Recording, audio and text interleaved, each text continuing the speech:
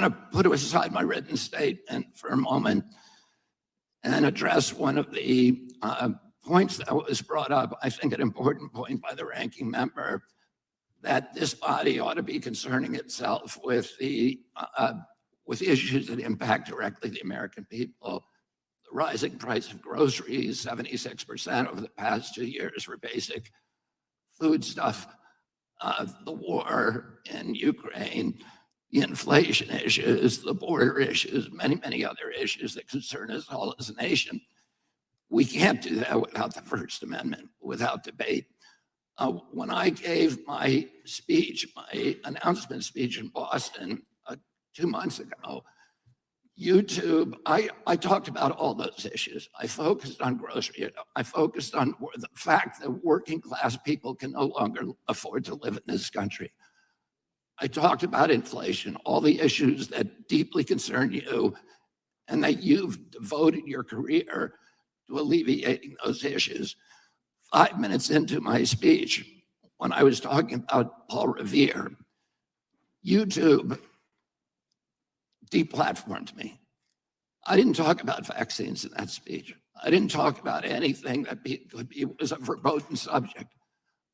I just was talking about my campaign and the things, the conversation that we ought to be having with each other as Americans. But I was shut down. And that is why the First Amendment is important. Debate, congenial, respectful debate is the fertilizer, it's the water, it's the sunlight for our democracy. We need to be talking to each other. Now, this is a letter that many of you signed, many of my fellow Democrats. I've spent my life in this party. I've devoted my life to the values of this party. This 102 people signed this. This itself is evidence of the problem that this hearing was convened to address. This is an attempt to censor a censorship hearing. The charges in this, and by the way, censorship is antithetical to our party. It was appalling to my father, to my uncle, to FDR, to Harry Truman, to Thomas Jefferson, as the chairman referred to. It is the basis for democracy. It sets us apart from all of the previous forms of government. We need to be able to talk, and the First Amendment was not written for easy speech. It was written for the speech that nobody likes you for. And I was censored not just by the Democratic administration, I was censored by the Trump administration. I was the first person censored by as the chairman pointed out, by the Biden administration 2 days after it came into office. It ordered a truthful, and by the way, they had to invent a new word called malinformation to censor people like me. There was no misinformation on my Instagram account. Everything I put on that account was cited and sourced to peer-reviewed publications or government databases. Nobody has ever pointed to a single piece of misinformation that I published. I was removed for something they called malinformation. Malinformation is information that is true, but is inconvenient to the government, that they don't want people to hear. And that's antithetical to the values of our country. After I announced my presidency, it became more difficult for people to censor. So I was watching Bill, the RFK hearing. I actually had to get my car worked on today. That's why I was tweeting so much, because I was bored as hell at the car shop. I've been. That was all right. I'm gonna listen to this. That why I was tweeting. I was at the dealership using the Wi-Fi. Like shit, I'm gonna tweet my head off right now. So I watched the hearing, and like if you want to show anyone why you should never vote for Democrats, show them this hearing. This was cuckoo for Cocoa Puff shit right here, because it was one party that was standing for free speech, and then the other party that was making two arguments at the same time that made no sense. So they made one argument where they said, no, RFK is actually lying. We did not censor him. Then the second argument they was making is, hey, but if we did censor him, we should anyway. So they was arguing for censorship while also denying the fact that they was censoring RFK. It was completely incoherent argument. In order to pull that off, they came off as unhinged. Like they made Republicans, people like Jim Jordan, a guy who I usually can't even stand watching because he's repulsive. They was making them seem logical because there was points where this unqualified black bourgeoisie bootlicker was pretty much calling for the censorship of RFK. I try to get her name, Stacey. You guys know her, Stacey Plackett. Like she's literally one of the biggest Democratic operative Simpson that's part of these panels. And we're gonna get to this later. She defends censorship of RFK, but she was like interrupting him, being extremely rude. And it's funny because there was a moment in the hearing that I saw where Jim Jordan was like, "Will you stop censoring him? Stop censoring him." He's like, "I'm not censoring him." He's like, "Yes, you are." She's like, "I'm not censoring him. You just interrupting him constantly." So the entire time you have assholes, the asshole Republicans that are looking good just because the Democrats are unbelievably unhinged. And then you gotta remember, they also put in this guy on trial, and we played a little bit of intro video. We played a little bit of this clip I found. You hear RFK, and we got many disagreements regarding him and Israel. Like we roast him quite a bit on that, especially him running as a Democrat. But they talking about censorship. So one of the reasons why I was successful debating on the Hill was because they were debating Venezuela with me. Like you debating my strength. You understand? The reason why Destiny died in 20 minutes because he was trying to debate me on whether the United States was a fascist country or not. You're debating me on a disadvantage, and that's part of good strategy, picking and choosing your battles, right? So Democratic Party decides to go after RFK on censorship, something that's going to turn off most Americans. So they have a guy that he has a lot of ideas that may turn off Americans on many different topics. Me personally, it's Iran and Israel, right? But instead, they pick a topic that makes him seem reasonable. He's like, "Hey guys, can you just not censor me?" Very reasonable request, right? So with this, I'm gonna show this video and I'm gonna get the panel's thoughts on this. I was censored not just by the Democratic administration. I was censored by the Trump administration. I was the first person censored by as the chairman pointed out, by the Biden administration. So there's a poll I'm gonna show you guys later where, despite the narrative, a surprising amount of Joe Biden supporters like RFK Jr. What? No, that's what the polling says. Now imagine you're a liberal who not into social media and you're watching this and you hear RFK say this. He was also censored under the Trump administration. Now that's a great move by RFK because shitlib watching this like, wait, Trump censored him? You guys see the strategy? Now Democrats got to explain why they okay with Trump censoring RFK. Feel free to try me anytime. I'm gonna play that part again. I'll let it play a little bit longer. I was censored not just by the Democratic administration. I was censored by the Trump administration. I was the first person censored by as the chairman pointed out, by the Biden administration 2 days after it came into office. It ordered a truthful, and by the way, they had to invent a new word called malinformation to censor people like me. There was no misinformation on my Instagram account. Everything I put on that account was cited and sourced, peer-reviewed publications or government databases. Nobody has ever pointed to a single piece of misinformation that I published. I was removed for something they called malinformation. Malinformation is information that is true, but is inconvenient to the government that they don't want people to hear. And that's antithetical to the values of our country. After I announced my presidency, it became more difficult for people to censor me outright. So now I'm subject to this new form of censorship, which is called targeted propaganda, where people apply pejoratives like anti-vax. I've never been anti-vaccine, but everybody in this room probably believes that I have been, because that's the prevailing narrative. Anti-Semitism, racism, these are the most appalling, disgusting pejoratives, and they're applied to me to silence me, because People don't want me to have that conversation about the war, about groceries, about inflation, about the war on the middle class in this country that we need to be having.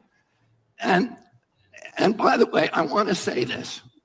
Now, that's a great point by RFK, because I see a tweet by Emma talking about how he's running this crazy anti-vax campaign. And this is a point that RFK makes all the time. He's like, I'm not even running on my vaccine policies. The reason why we keep talking about it because you guys keep bringing it up. I got all these other things I want to talk about. Like RFK, he's running to be president of Israel right now. Like, what the fuck you guys talking about? He ain't run for a Democratic Party nomination. He run for the AIPAC nomination. So RFK's like, nigga, I'm trying to talk about going to war with Iran. Nigga, I'm trying to back Israel, but you guys talking about vaccines, right? Beam, I'm gonna get the panel in. We almost done with the clip. I guess I'll let it finish. You guys see almost just a few more seconds. I want to get the panel in here after you finish. I'm on the record that in my entire life, and why I'm under oath, in my entire life, I have never uttered a phrase that was either racist or anti-Semitic. So I want to get now, a panel in. Yeah, we'll go to Anthony and then Colin and then Apollo. But my reaction specifically, because there's so much in this, so I guess we'll take it piece at a time. We knew RFK had been getting censored because every time he had something taken down, it was sort of a big thing on Twitter. Oh, he had this video taken down. He had that video taken down. I don't understand if the Democratic establishment and all of their big tech censorships, do they understand the same effect they're doing with Trump, they're going to have with RFK? Trump with indictment, and his polling is going up. He's raising good money. You're going after RFK, censoring him. That it's like an underdog effect where people are like, your human sort of reaction is to root for somebody that everybody's sort of like jumping on or pummeling or like piling on, and that's the effect I think they're gonna have with RFK. He's not gonna bring his poll numbers down. I think he's gonna hover at 20%, if not go up to 25%. But let's go to Anthony and then Colin and then Apollo.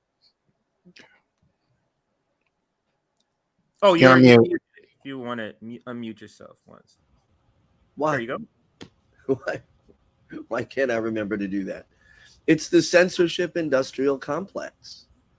And the mainstream media does it by not allowing the discussion of anything outside the prescribed bounds of what we're allowed to talk about.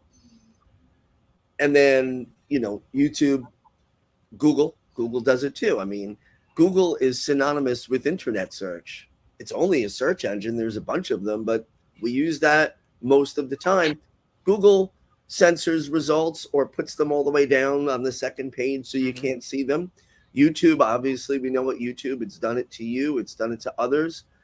And, and what's happening with RFK. And here's the thing too, like I'll post about RFK Jr. and he says some things I agree with. And the attack trolls will be like, you support RFK. Well, first of all, I'm not supporting RFK for president, but I support his right to run for president. And when anybody, if Joe Biden came out tomorrow and said, I'm going to do everything I can to get Medicare for all passed, I would be like, I agree with that. Like, I don't care who the person is, if they're saying the right thing. How dare you be an adult and have nuance? Like that's you're not allowed on Twitter. And it doesn't, there could be an artist out there where I like one of the songs, doesn't mean I'm going to the concert. Right? Like a lot of music. I feel like COVID was where I thought Trump was where everybody's heads exploded. It was COVID. Trump was nothing compared to this. Like, you couldn't even, I lost some leftist friends. I didn't lose them, but like they blocked me. Some leftist friends. By the way, I'm vaxxed. I'm fully vaxxed, whatever that means these days. I guess not fully vaxxed because I haven't gotten 18 boosters, but I'm vaxxed. We decided to get my mom, who's older. She agreed to be vaccinated, whatever, a couple of years back. Listen, to ask questions about safety is really disturbing. It's very interesting that the person I saw ripping into RFK Jr. And proposing that he get removed from the hearing was Debbie Wasserman Schultz, who was in charge of the DNC. She was the chair of the DNC when they encouraged the media to censor Bernie. The Democrats used to be the party of the ACLU and free speech. Mm-hmm. Famous debate many years ago when Michael Dukakis was running against George H. No, who was he? Jesus, who was Dukakis running against? It was George H.W. Bush. Yeah, H. Yeah, it was H. And he lost to him in '88. Yeah, and Bush, who was mild compared to the conservatives today, Bush looked at him and said, "You're a card-carrying member of the ACLU." Well, listen, the ACLU, which stands for free speech, and look, there's some issues with every organization. The Democrats have now moved 180 degrees to the party of censorship, where they want to censor anyone who questions the narrative. If you're, I guess my takeaway is this: if you are confident in your facts, you don't mind questions, especially if you can prove those are crazy questions. You'll say, well, of course this isn't the case. Side note, I listened to the entire segment that they put out of RFK's off the records conversation. Sounded to me like he was referring to a study that suggested that certain, and by the way, I'm not endorsing this. I've never read the study. I don't know anything about it. I'm conscious of your YouTube channel privileges. I want to keep them, so you don't get kicked off again. The vaccine is safe and effective, right? And please understand that. And we all need to do everything we can. Blah blah blah. But the point is, the study suggested that certain ethnicities may be more likely to get sick and infected than other ethnicities. And he was linking that to a conversation on the fact that countries such as the United States and China are supposedly, I haven't seen the evidence, working on bioweapons that can target to certain races, because some ethnicities do have genetic markers that are unique to them. For instance, some ethnicities are more likely to have sickle cell or Tay-Sachs disease, things like that. So he was referring to it. Whoever his advisors are should probably say, look, never refer to anything like that, even in a private conversation. It's a bad idea. But the thing on that, I'll pass right back to you, Zenkus. But this is why I don't understand, and I keep asking this question on why disagreements over public health is this automatic red line thing. So, for example, if he quotes this study, why is that offensive? And once again, I'm black, and if someone says and they quoting a study that said that COVID-19 or whatever is more likely to affect one race versus the other, I'm like, I don't know if that's true, but I want to hear the debate as someone who don't know about science. I want to hear a smart motherfucker bring him on, talk about why that's stupid as hell. Why is that worth banning someone over? Why is that worth censoring someone over? Even if he's wrong, who gives a fuck if he's wrong? That's why I don't understand the culture. But go ahead, Zink, because I just want to. I think that's the final point that you made is the point that I'll go to, because again, I haven't read the study. I'm curious. When I get some time, I'll look at it. And one study doesn't really mean too much, but it might be interesting to find out what he was referring to. Here's the deal. Again, if you're confident with your facts, and they are not, because the facts kept changing. Don't wear masks. Wear masks. You need 1 shot. You need 2 shots. You need 5. Like, it was this whole, I don't know what to do. I remember wiping all the things down I would get from the store. It would take 20 minutes and make me want to jump out a window. Like, we did all that stuff, right? And then they were like, oh, you don't got to wipe stuff down. I'm like, their information kept changing. But if you're confident in what you think of as facts, you'll entertain any question. Because if something isn't correct, it's easily refuted.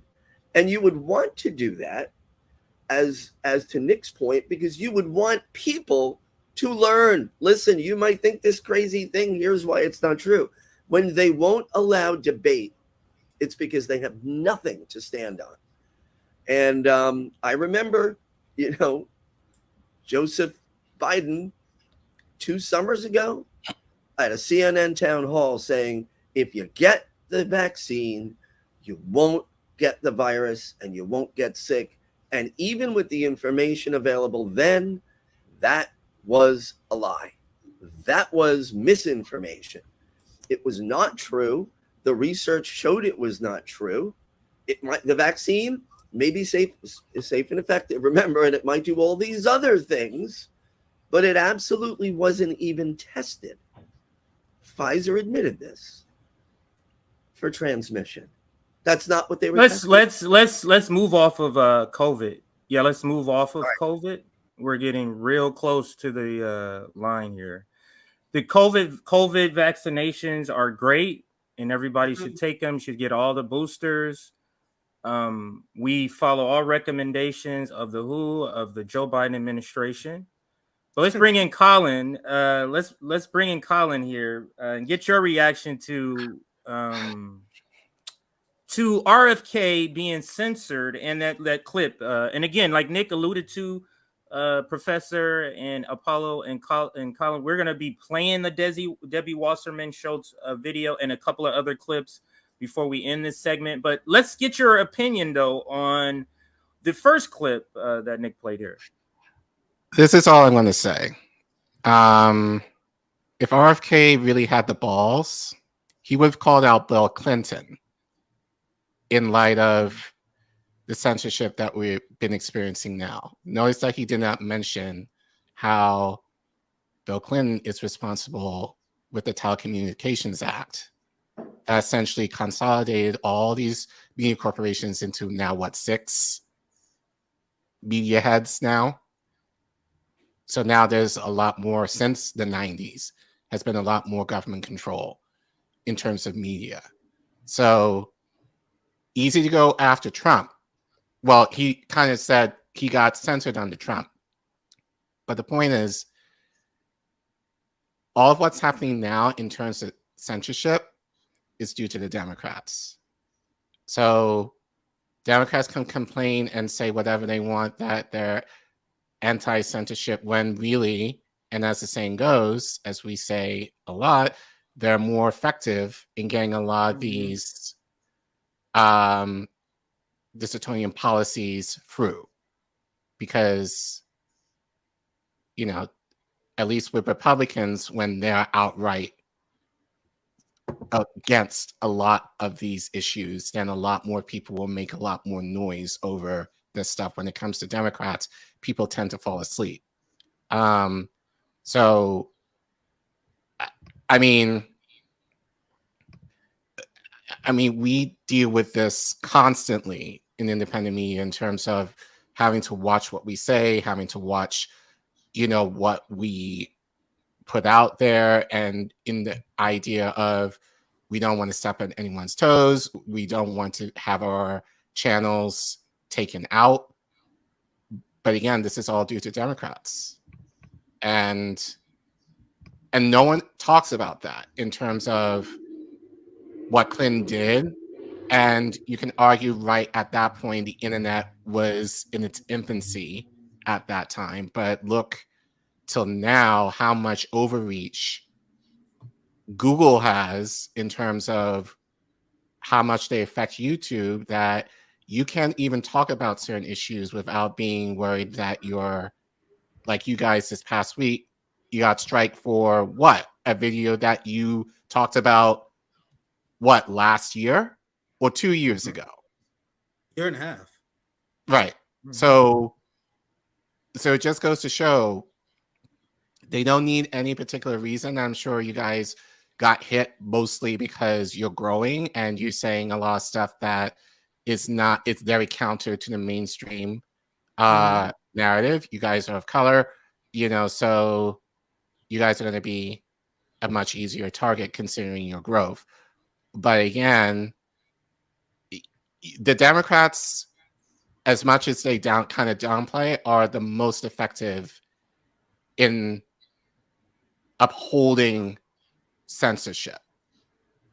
I mean, look at AOC. Like, she's called for censorship, in terms of what's happening to her. She's a victim now, Colin. Right. She's a victim. Right.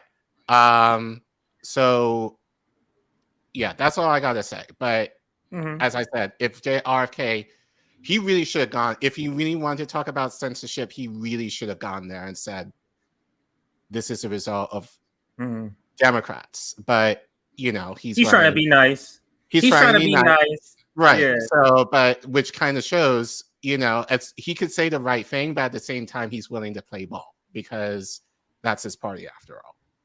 Yeah, when it comes down to it, he's still, trying to stay in the good graces of the Democratic Party.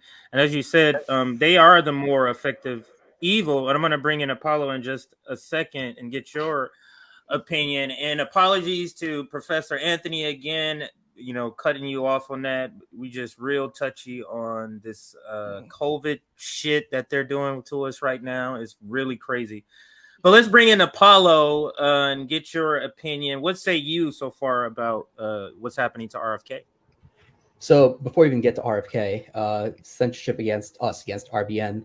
I don't know if you guys remember, but we've been censored on TikTok before. We got our TikTok account taken down. Yeah. And just last week, or maybe it was 2 weeks ago, we had a strike on Instagram. And both times it was because we posted something that was going against the empire propaganda. It was some, it was me posting something about.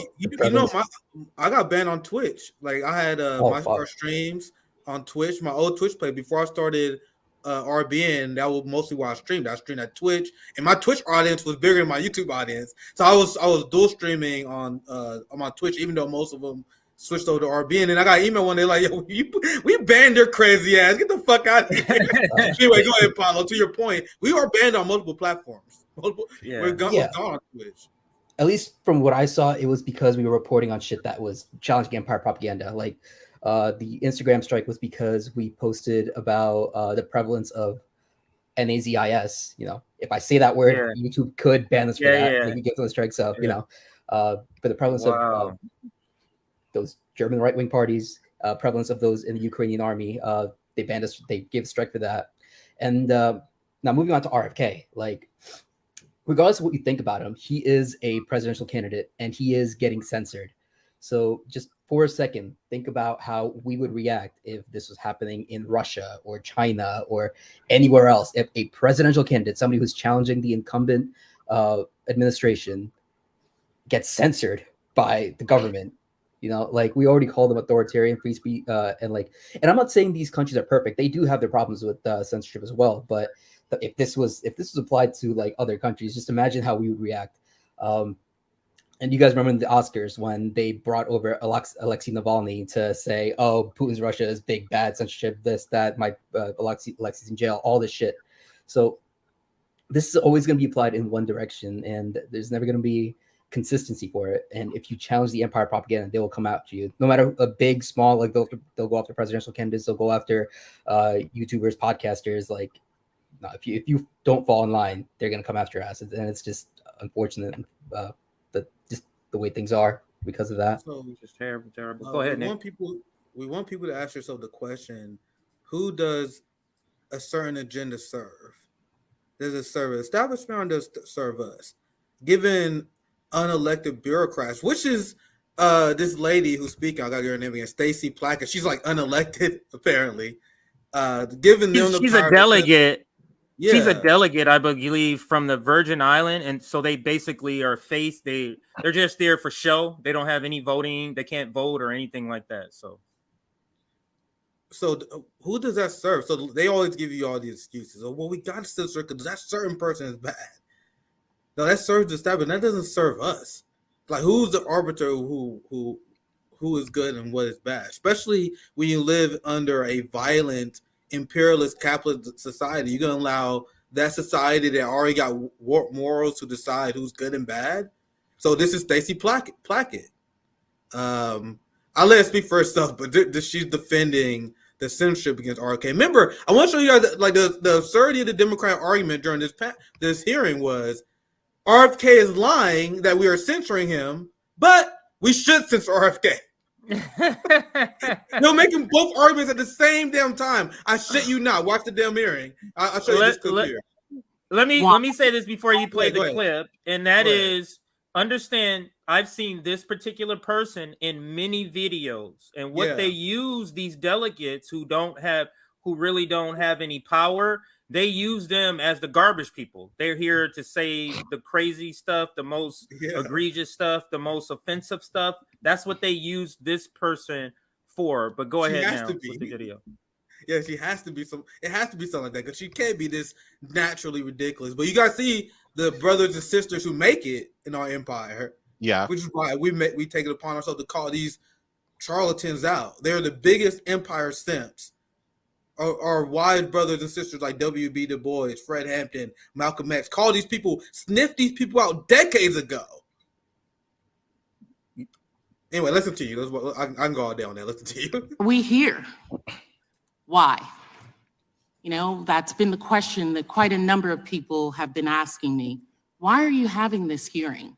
What does this have to do with inflation? What does this have to do with the cost of living? What does this have to do with the everyday lives of Americans, the thing that the Republican Party said that they would focus on if they had control of the House? Why would the Republican leadership and the committee majority give a hearing and a platform to the witnesses today, specifically to Mr. Kennedy, a man who has recently claimed that COVID-19 is targeted to attack Caucasians and Black people? The people who are most immune are Ashkenazi Jews and Chinese. And before that, once again, why is that ban-worthy? I legitimately don't understand. His film, Medical Racism, The New Apartheid, that film stated that COVID-19 vaccines do not work for Black children because of their, quote, kick-ass kind of immune system. Why is that ban-worthy? Hyper, superhuman, subhuman kind of language. So I don't want to interject our opinion at all here because it's not necessary. Even if you think RFK is a crazy asshole for saying this stuff, how is any of this worth censoring over? That's the question. Right. Also said, because Nick, let me say this, because this is if it's crazy, that's the censorship. That you don't need to apply anything else. Like if your censorship, if your goal of censorship is so people don't believe it, but it's so crazy, it's self-censoring. You don't have to censor it if you by what they're saying is, oh, this is so outlandishly crazy, then people aren't going to believe it. We don't need you to censor that. We don't need Big Brother helping us out. We have brains for ourselves. We can hear nonsense and then we can believe it or not. But go ahead. Absolutely. That hypers, because of their, quote, kick-ass kind of immune system, that hyper, superhuman, subhuman kind of language. He also said, even in Hitler's Germany, and subhuman at the same time. Superhuman and subhuman at the same addict time. like Anne Frank did to imply Jews in Nazi Germany had more freedoms than unvaccinated Americans during the COVID-19. Once again, if you think that's a stupid opinion, that's so fucking relevant. Why is that ban-worthy? Ratio his ass if you think that's stupid. Pandemic. Now, many of my Republican colleagues across the dais will rush to cover that they have Mr. Kennedy here because they want to protect his free speech, that they do not believe in American censorship. This is not the kind of free speech that I know of. The free speech that is protected by the Constitution's first. This is not the kind of free speech I know of, not the free speech protected by the First Amendment. Okay. This crazy right now, guys. This is crazy shit that come out of the Democratic Party. 20 more seconds, and I'll pass to the panel. First Amendment. But free speech is not an absolute. The Supreme Court has stated that. And others' free speech that is allowed, hateful, abusive rhetoric, does not need to be promoted in the halls of the people's house. Cuckoo for Cocoa Puff shit right there. I want to pass to the panel. I said enough. Anything you guys want to add on? Well, unrelated to the censorship thing, Stacey Plaskett misled the public and her constituents about her relationship with Jeffrey Epstein. Right? Whoa, what? Recently, so there are donations. I think the maximum allowed donations for individuals that Jeffrey Epstein made to her campaign. Her response, this was like in 2016. Her response was, I didn't know about those donations. And so people, I guess, wanted to believe her until some information came out a couple of weeks ago showing not only did she know about them, her campaign solicited directly these donations from Jeffrey Epstein. She had face-to-face meetings with him and worked for a law firm that was doing business to help him out with his clandestine empire. She, and by the way, all of this after his 2008, 8 conviction for child sex trafficking. So this wasn't a mistake. She worked with a known child sex trafficker. Dude, she the swampiest swamp monster. She's a disgusting. Everyone was in the swamp. Yeah. Like she's the swampiest creature out there. But yeah, and to say then that, you know, the mischaracterization, all RFK Jr. did, and again, I don't know anything about the studies, but all he did was refer in a private conversation to a scientific paper.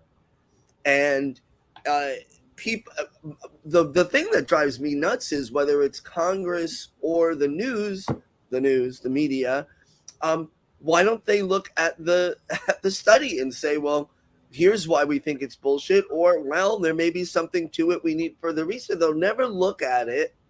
They'll only use it to label.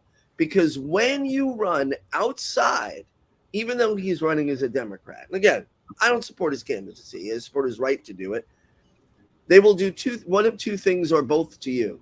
First, they have to say, three things. They ignore you at first. If they can no longer ignore you, they will call you crazy. And if they can't get away with that, they will call you evil, that you're like this hateful, the worst thing, Nazi, whatever. That's what they're doing to him without any substance about what he was referring to. I also want to say, Colin, I think you were going to chime in, or Apollo. Go ahead. My bad. Okay, yeah, no worries.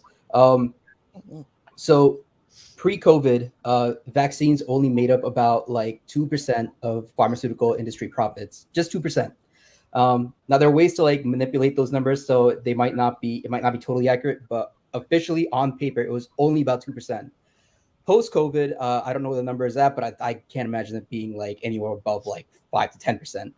So just look at how much time, money, and energy they spend discrediting someone for their take on vaccines for something that only makes up like 2 to 5% of their profits. That's crazy because it was making like $1,000 per minute per second. Some crazy shit like that during the height of COVID with the vaccine too. Yeah, but like the industry itself is like a multi-trillion-dollar industry, so it's still at the end of the day like pennies to the dollar.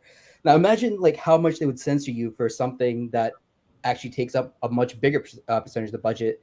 Like how much have you given Ukraine now? Like 150 billion, like in the past year, out of like a $800 billion military budget. That's if my math is right, that's like almost 20%. Like they're gonna censor you so much harder for issues that have a much bigger profit margin. And because just looking at the way that they try to salvage every single penny possible for their donors, for their big industries and whatnot.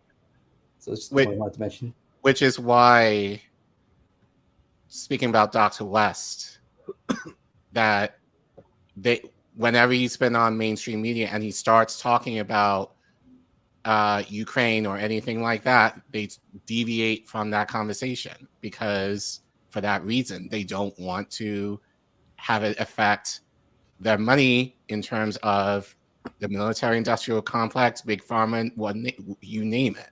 So I don't like RFK, the fact he's a Democrat and he's a Kennedy. Hell, I grew up in Massachusetts. Kennedys to me are a bad name. So I never supported him. But regardless, he is saying stuff that is not popular, regardless of that.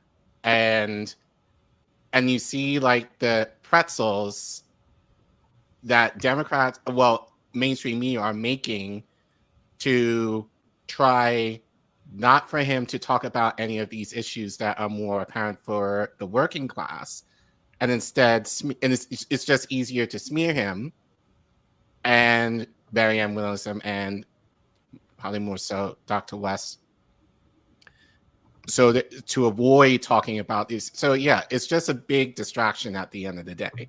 Like, this is nothing but more kabuki theater in terms of ensuring that, you know, and she said it, Plaskett said it, you know, he's not able to talk about the issues that are important to people.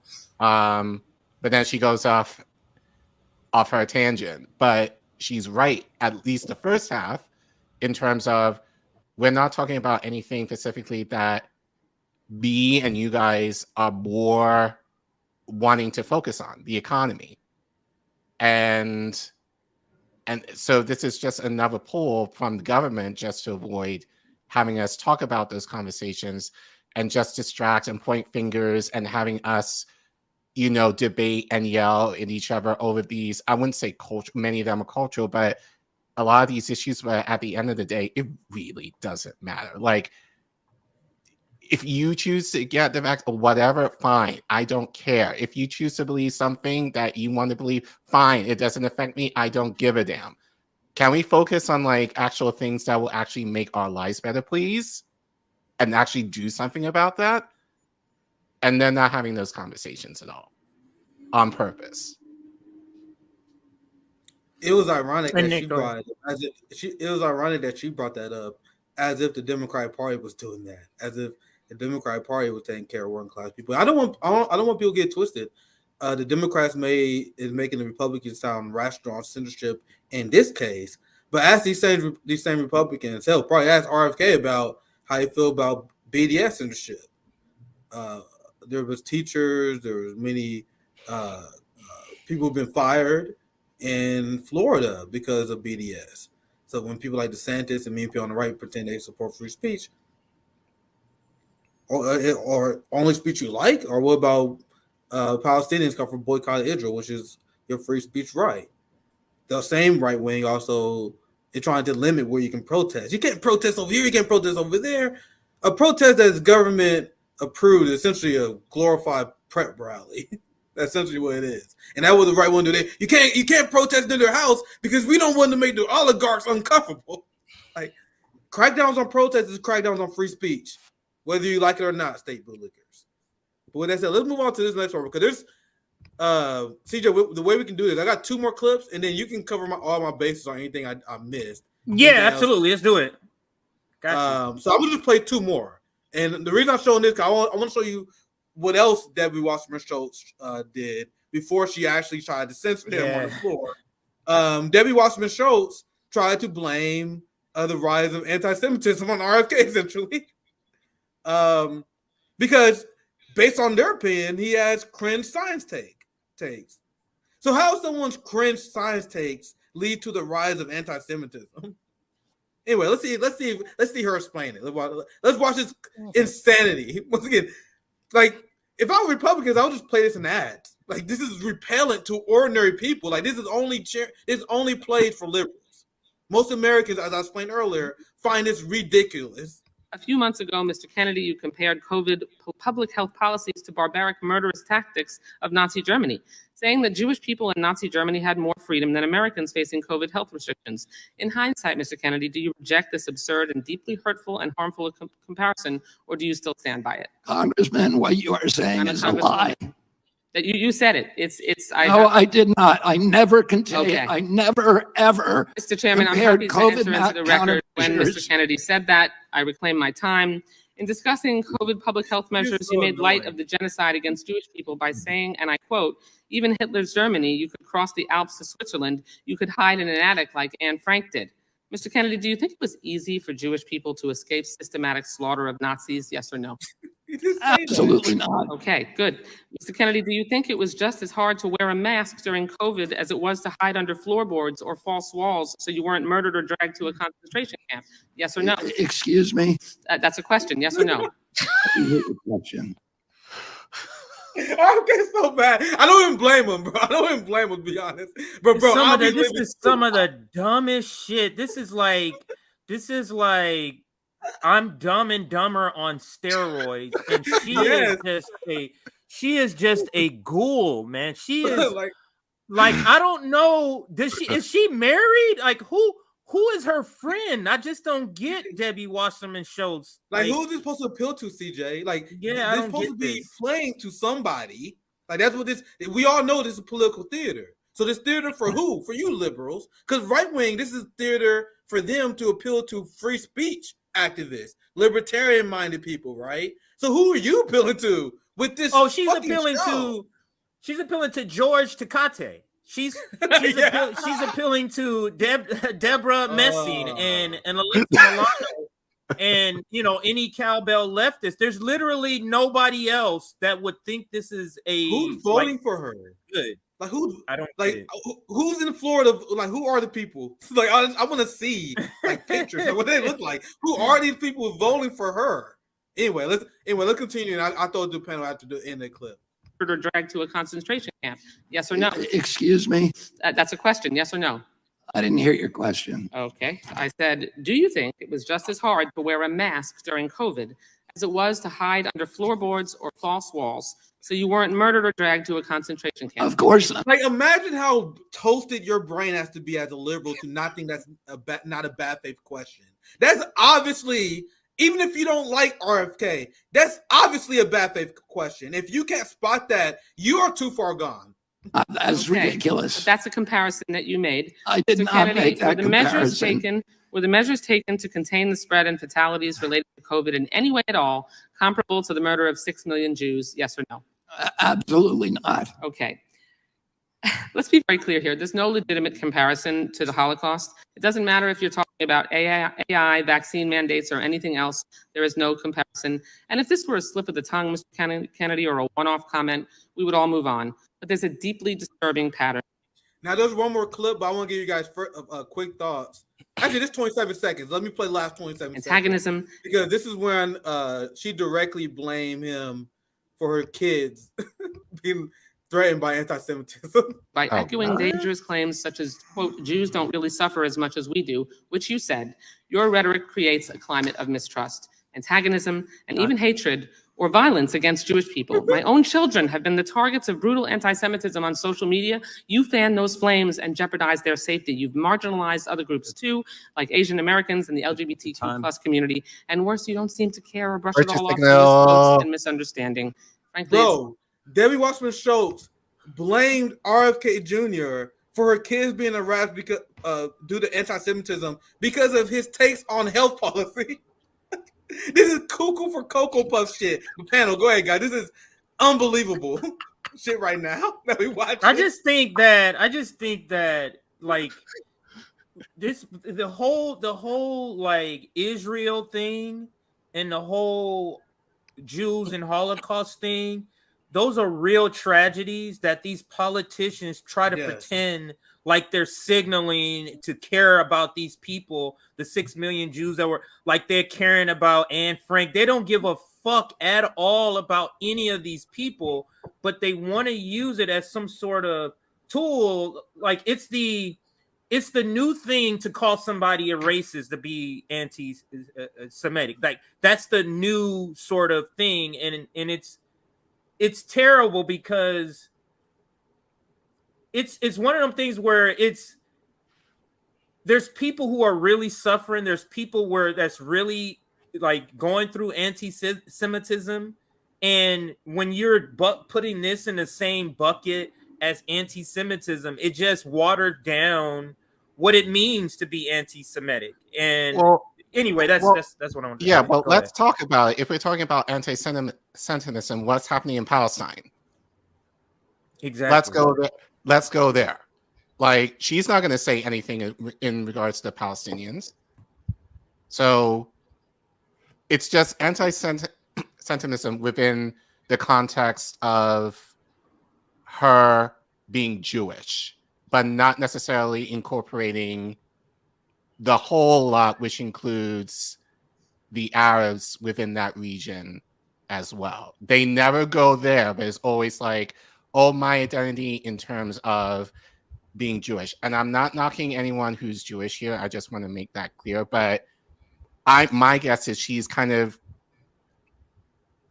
like slicing it in terms of her and her culture and her religion versus the whole scope, which does not necessarily include Palestinians. But beside from that, and shout out to DJ Joe Nice, we talked about this on my stream last night. It's interesting that, you know, someone like Watchman Stoltz brings up the Holocaust, the issues that with Jews and all that kind of stuff. And look, I sympathize with that. I get that. Obviously, that's an important historical marker in their history, whatever. Have a Black person do that in terms of reparations. Right? We don't get any sympathy at all in terms of our needs. That's important to us, at least for the African. Well, I can argue members in the African diaspora, that's important to us, but they're never going to make that a priority. But when it comes to stuff as far as this in regards to anti-Semitism or like the Holocaust, we're supposed to give a damn. So I'm sorry in this regard, and I said this on my show last night. If you want me to care about the issues that are important to you, especially how it ties to your culture, and I, you know, especially if I'm your friend and that's important to you, I will go to bat for you in that regard. I only ask that you give a damn about the issues that are important to me in our community, that you'll do that in like mine. And I'll say this, and I said this last night, and I'm going to call some of your audience out on this too. There's certain people on the left who claim that they are for Black lives. They may have it in their profile, whatever, but when it talks about defunding the police, talk about reparations, talking about healthcare, like housing in terms of the Black community, you don't see those people. So again, I'll say it. This is just more virtual signaling, and I agree with you, CJ. I think this is just in terms of trying to appeal to the liberal suburban mindset of, you know, trying to pull at the heartstrings, especially, you know, to that audience, whoever's watching this. But it's funny that I just noticed that this is what is used all the time in terms of this issue. But then when it comes to Black issues, we don't get, there is not that same pull in terms of caring about our issues like this, in terms of having people feel sorry for us. And to that point, and people have said this, the last person I think who was mentioned this was Margaret Kimberly from Black Agenda Report. The Holocaust is a terrible tragedy, 6 million people. But guess what happened before the Holocaust? Right. In the Congo, 11 million people. That's never talked about. That's never, because those are Africans. So like the Holocaust is a real thing, but it seems to win when we're talking about oppression Olympics. And I wonder it's because a lot of the Jews that we're talking about in the Holocaust were white. Right. So I wonder if that's the case. But go ahead. And again, I say again, you can argue that Palestinians is somewhat comparable to our experience in the Black culture. You can always make that argument. But we never have that conversation in terms of when we talk about the conflict regarding Israel and Palestine. It's always in the case of the Israelis, and not often in the case of thinking about the Palestinians and the oppression that they're going through right now. And I think but we're supposed to feel sorry for Jews in terms of the Holocaust and all this kind of stuff. But you have Palestinians in your homeland, relatively, that you forcibly took over, and you want us to give a damn about the whole, like, it does not make sense to me in that regard. Yeah, I won't get to this next clip just for a second time. We got a lot of stuff to cover. Like, we still got a lot to get into. So the last thing I have, because I want to show you guys the clown-like arguments. And I think showing the last two shit lives, Debbie Wasserman Schultz and the other lady, who's extremely forgettable to me for some reason. I think that sums up their general argument. And if you guys are curious, look at it. It's a very interesting hearing to watch because Republicans come out in favor of free speech. Democrats are so shitty, they can have a political scenario where the Republicans are the rational people. How is that possible? And to show how the peak of irrationality of the Democrats, as I explained, during this hearing, they were making arguments that RFK claims of censorship was unfounded, while also, as I showed you earlier, saying, but if we was to censor RFK, we are justified in doing so. So there was a hearing on censorship where they kept interrupting de facto censoring RFK constantly over and over, as you heard from Debbie Wasserman Schultz. And there was a great exchange. I wish I could find it. I may show you guys another day. But I was watching a long live stream, and that black lady or whatever, she kept, what the fuck her now? I keep forgetting her name. Stacey Plaskett or something like that. Very forgettable for me for some reason.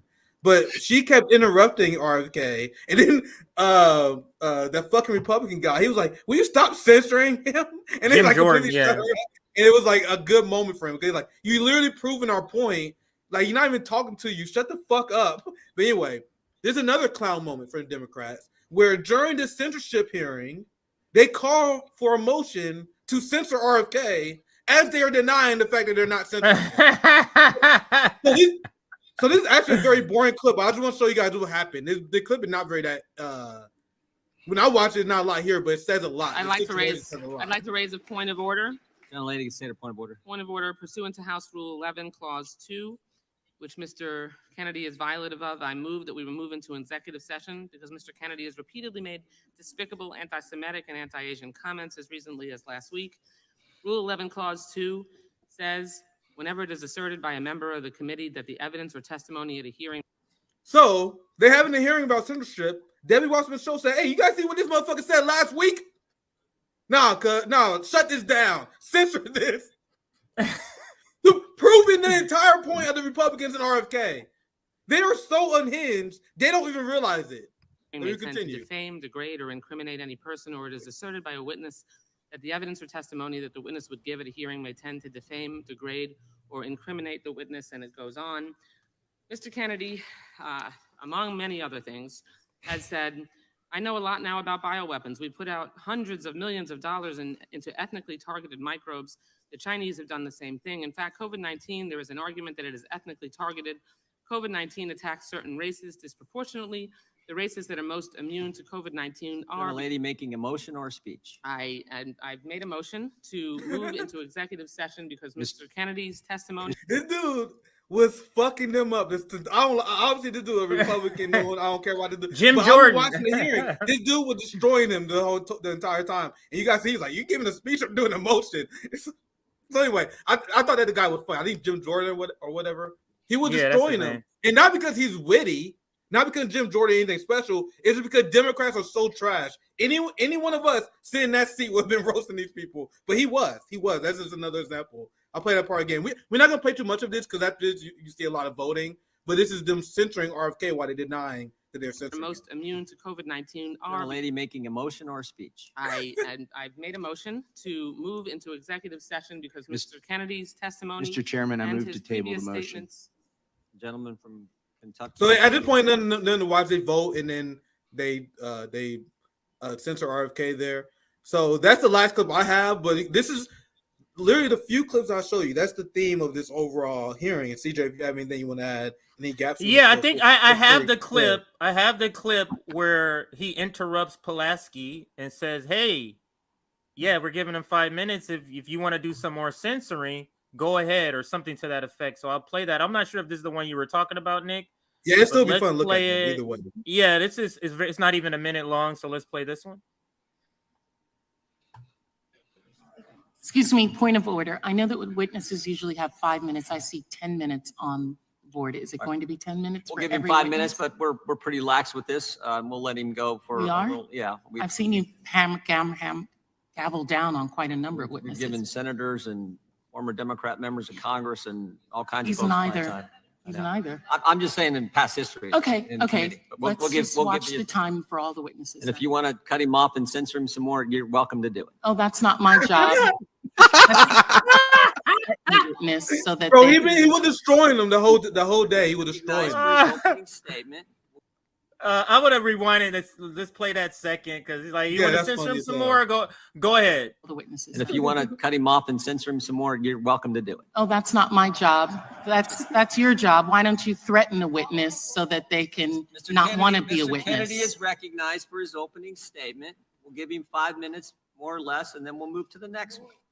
Mr. Kennedy, gonna go a little. This is it's so trash, and that'll be it, and we can close this segment. But this is so trash that at a censorship trial, you're trying to censor him some more. You're trying to make sure he's sticking to 5 minutes exactly, not 1 second over. What is it that he has to say that his Democrats are so afraid of, panel? What is it that they're so afraid that this person, if what they're saying, if he's saying such lunatic things, why isn't your strategy to let the lunatic say lunatic shit so you can win? Right. Yeah. It has to be something else. And I'll pass it to the panel. Final words before we move to the next story here. If there's I no spoke final a words, lot. we can move on. Go ahead. Well, I mean, it's less about censorship and just more about like Debbie Wasserman Schultz hypocrisy in general.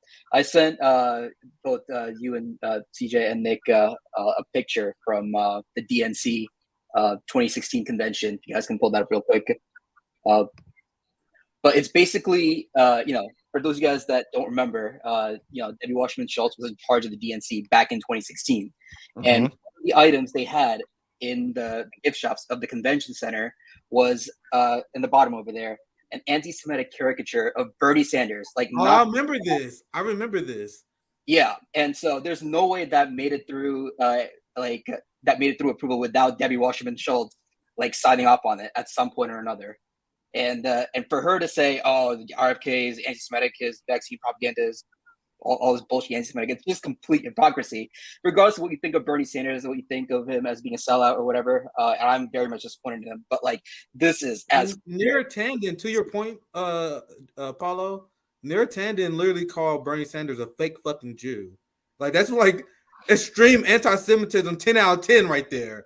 But that was calling someone a fake Jew. Imagine I would get canceled if I did that. But the Democrats was allowed to do these anti-Semitic trolls to Bernie or anyone who considered their enemy. The same way they throw anti-black and racist tropes, and we've been seeing that Dr. Cornel West. You see that all the liberals that go after us that we highlight in human factoring all the time. The people calling us Uncle Tom because they don't like Democrats, all this racist shit. The new one's Candace Owens. Liberals think they slick. They found a new one. They're like, all right, Uncle Tom is a slur. We can't say it no more. So we're gonna replace Uncle Tom with Candace Owens. You're Candace Owens. I'm like, they call Ice Cube Candace Owens. They call black people who have politics nothing like Candace Owens that, but that's their new slur because they weaponize the same thing they claim to fight against, racism and prejudice, right?